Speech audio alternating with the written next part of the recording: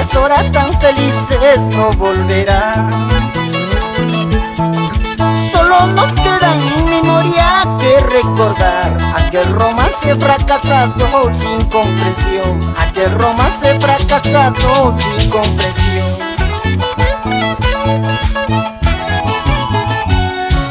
Como las aves del campo quisiera ser para volar con libertad por el mundo. No pensaría en recuerdo que el pasado comenzaría una vida de alegría, comenzaría una vida de alegría.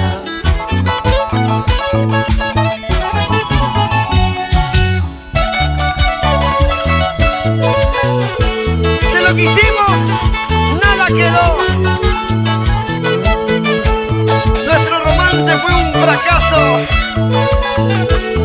Nunca nos entendimos.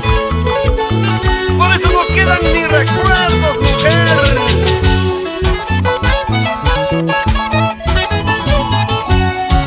Quisiera ser aquel lunar de tu rostro para saber tu pensamiento que tú tienes. De esa manera sería fácil de olvidarte. Me alejaría lejos, muy lejos de tu lado. Me alejaría lejos, muy lejos de tu lado.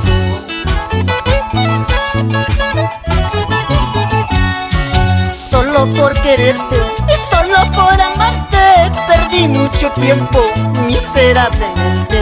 Aunque tu cariño ya se ha terminado, hay mucha esperanza y una nueva vida.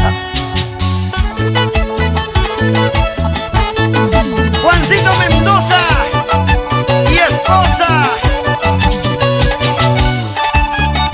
Eusebio Quispe y esposa, gente ayacuchana con cariño.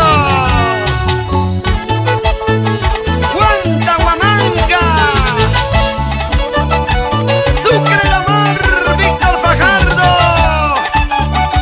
Juan Casangos, Puquio Lucanas, lleva, lleva, lleva.